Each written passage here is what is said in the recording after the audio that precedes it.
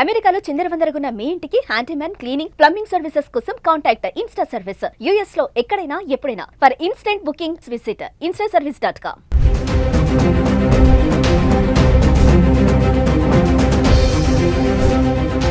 నమస్తే, welcome back to Suman TV. ప్రస్తుతం మనతో పాటు ఉన్నారు అనలిస్ట్ మందరి కృష్ణారెడ్డి గారు. నమస్తే సార్. నమస్తే అమ్మా. సార్, యునైటెడ్ కింగ్డమ్ అది వీసా రూల్స్ ని మార్చేసిందంట. అంటే దీనికి అర్హతలు ఏంటి, అసలు ఎందుకు రూల్స్ మార్చారు, దీనికి ఎవరు బాధ్యులు అవుతారు అంటే ఈ వీసా మార్పుల వల్ల? వీసా మార్చడం అంటే మామూలుగా బుక్ రూపంలో వచ్చేటువంటి వీసా, స్టిక్కర్ రూపంలో ఉండేటువంటి వీసాని బదులుగా ఈ వీసాని, ఎలక్ట్రానిక్ వీసాని తీసుకొచ్చారు. డిజిటల్ సిస్టమ్ తీసుకొచ్చారు. డిజిటల్ సిస్టంలో ఏమవుతుందంటే ఇప్పటిదాకా మనకు ఉండే వీసా సిస్టమ్ ఎలా ఉంటుందంటే యూకే వీసా 6 monthsకో 1 yearకో 5 yearsకో 3 yearsకో ఎంతకాలానికి ఇది ఇస్తారు. దాని ఒక స్టిక్కర్ రూపంలో తీసి ఆ స్టిక్కర్ని మన పేజీలో అతుకు పెట్టేస్తారు. అంటే మన పాస్పోర్ట్లో అతికేస్తారు.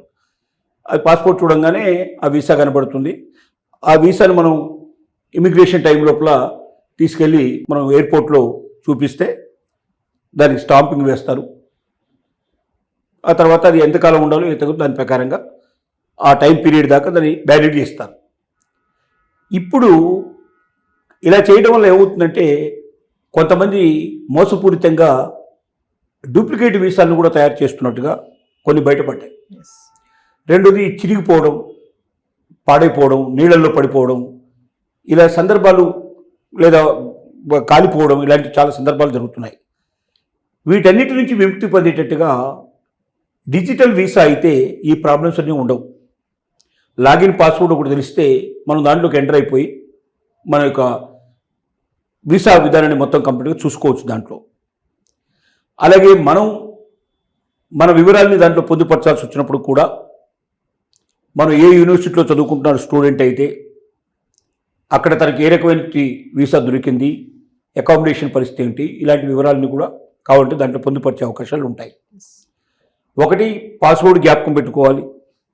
డిజిటల్ కాపీ ఇప్పుడు ఒకటి మన దగ్గర ఉంచుకోవాలి. ఇవి జాగ్రత్త పడాలి. ఈ పాస్వర్డ్ వేరే వాళ్ళకి చేరకుండా జాగ్రత్తలు తీసుకోవాలి. ఈ వీసాలో ఉండేటువంటి కొన్ని కొత్త విధానాలు, ఇది మొత్తం యూరోప్ అంతా కూడా అమలు చేసే ప్రయత్నం జరుగుతుంది. యూకేలో మొట్టమొదటిగా దీన్ని అమలు చేయబోతున్నారు. ఈ నెల 15వ తారీఖు, ఈ రోజు నుంచే ఇది అమలు చేయబోతున్నారు. కాబట్టి ఇక్కడ నుంచి భవిష్యత్తులో ఆ పాత విధానాలు పట్టుకొని, పాత వీసాను పట్టుకొని మనం చూడటం కాదు. పాత వీసా ఉన్న వాళ్ళందరూ కూడా కొత్త దానికి అప్లై చేసుకోవాలి. డిజిటల్ వీసా తీసుకోవాలి. ఆ డిజిటల్ వీసాలో చెప్పినటువంటి నిబంధనలన్నీ పాటించాలి. ఆ పాస్వర్డ్ ఎవరికి వెళ్లకుండా మనం జాగ్రత్త పడాలి. డిజిటల్ కాపీ ఇప్పుడు మన దగ్గర ఉంచుకోవాలి. ఈ జాగ్రత్తలు తీసుకుంటేనే సేఫ్గా యూకేలో ప్రవేశించడం కానీ, యూకే నుంచి పని పూర్తి చేసుకొని బయటికి రావడం కానీ జరుగుతుంది. లేదా ఎక్కడైనా పాస్వర్డ్ మర్చిపోతే చాలా ఇబ్బంది పడే పరిస్థితి ఏర్పడుతుంది. అలాగే డిజిటల్ కాపీ మనం పోగొట్టుకున్నా కూడా ఇబ్బంది పడే పరిస్థితి ఏర్పడుతుంది. ఈ జాగ్రత్తలు తీసుకోవాలి. ఇప్పటిదాకా జరిగింది ఒక ఎత్తు, ఇక జరగబోయేది మరొక ఎత్తు. ఇప్పటిదాకా వీసాలు, ఇప్పటిదాకా ఉండేటువంటి పాస్పోర్ట్ సిస్టమ్ మారిపోయి పాస్పోర్ట్ అట్లాగే ఉంటుంది, కానీ పాస్పోర్ట్లో వీసాని అంటించడం కాకుండా డిజిటల్ రూపంలో ఉంటుంది. ఈ కొత్త జాగ్రత్తలు తీసుకోవాలి. ఆ రకంగా స్టూడెంట్స్ అందరూ కూడా దానికి సిద్ధపడాలి. ఎందుకంటే ఎక్కువ స్టూడెంట్సే పోతుంటారు ఇక్కడ నుంచి. మామూలుగా వెళ్ళేటువంటి వాళ్ళు కూడా ఇది అందరికీ వర్తిస్తుంది. ఒక స్టూడెంట్స్కే కాకుండా ప్రతి ఒక్కరికి ఈ డిజిటల్ వీసా సిస్టమే ప్రాసెసింగ్ మొదలు పెడుతున్నారు. కాబట్టి చదువు రాని వాళ్ళు కూడా కొంతమంది ఉంటారు. వాళ్ళు ఇంకా జాగ్రత్త పడాల్సిన అవసరం ఉంది. మరి పిల్లలు కానీ వాళ్ళు కానీ వాళ్ళకి చాలా జాగ్రత్తగా ఇన్ఫర్మేషన్ అంతా ఇచ్చి ఎలా చేయాలని చెప్పాలి. అంటే ఈ చేంజెస్ అన్నీ కూడా స్టూడెంట్స్కి, అక్కడ జాబ్ చేసే వాళ్ళకి కానీ అందరికీ వర్తిస్తుంది. ఎవరికైనా అందరికీ వర్తిస్తుంది. స్టూడెంట్స్ కానీ ప్రత్యేకంగా కాదు, అందరికీ డిజిటల్ వీసా సిస్టమ్ తీసుకొస్తున్నారు. అంటే ఇంతకుముందు బుక్ రూపంలో ఉండి, స్టిక్కర్ రూపంలో ఉండి, వీసా అతికించి స్టాంప్ కొట్టే పద్ధతి కన్నా ఎంట్రీ చేసి ఆ ఎంట్రీ డీటెయిల్స్ అన్ని దాంట్లో పెడతారు. అంటే ఎన్నిసార్లు వచ్చారు, ఎన్నిసార్లు వెళ్ళారు, ఏం సంగతి. ఇప్పుడు ఇక ఎక్కువ పాస్పోర్ట్స్ వేస్ట్ చేసుకోవాల్సిన అవసరం ఉండదు. ఒక పాస్పోర్ట్ నిండగానే ఇంకో రెండో పాస్పోర్ట్, మూడో పాస్పోర్ట్ ఇట్లా తీసుకోవడం అనేది అలవాటు అవుతుంటుంది. ఎందుకంటే ఎక్కువ ఉండవు, పాస్పోర్ట్ లోపల పేజెస్ ఎక్కువ ఉండవు. కొన్నిసార్లు ఎక్కువసార్లు ట్రిప్లు వెళ్ళొచ్చినా, ఎక్కువసార్లు వీసా తీసుకున్నప్పుడల్లా స్టిక్కర్ అతికించి ఎక్కువ దేశాలు వెళితే తొందరగా అయిపోతుంది. మళ్ళీ ఇంకో దానికి అప్లై చేసి తీసుకొని మళ్ళీ దాని కొత్త వీసా తీసుకొని వీసా దానికి అతికించుకోవాల్సిన పరిస్థితి ఏర్పడుతుంది. ఇలా కాకుండా ఒకవేళ దాన్ని చిరిగిపోయినా, పాడైపోయినా, అది నిప్పులో పడ్డా, లేకపోతే నీళ్ళలో పడ్డా, ఇంకో రకంగా మనకు ఇప్పుడు పోగొట్టుకునే పరిస్థితి కూడా ఉండదు. వీసా పోయింది ఎలా అని చెప్పి వెతుక్కోవాల్సిన అవసరం లేదు. మనకు అన్ని డీటెయిల్స్ దాంట్లో డిజిటల్ రూపంలో ఉంటాయి కాబట్టి పాస్పోర్ట్ జ్ఞాపకం ఉంటే దాన్ని ఓపెన్ చేసేసుకొని మనం దాన్ని చెప్పొచ్చు. మన దగ్గర డిజిటల్ కాపీ ఉంటే కూడా దాన్ని చూపించడానికి మనకు అవకాశాలు ఉన్నాయి. కొత్త తరంకి దాని కొత్త విధానాలకి Yes. మనం అలవాటు పడాల్సిన అవసరం ఉన్నది.